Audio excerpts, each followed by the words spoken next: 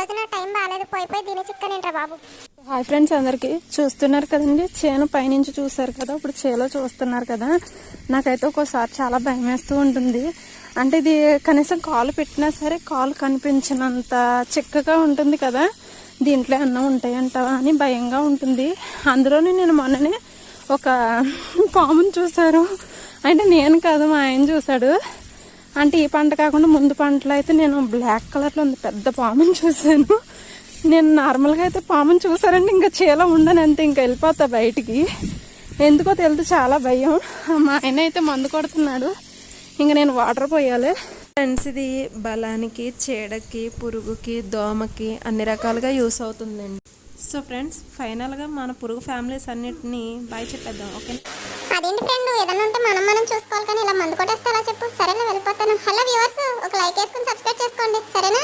లేదా మందు కొట్టేస్తా.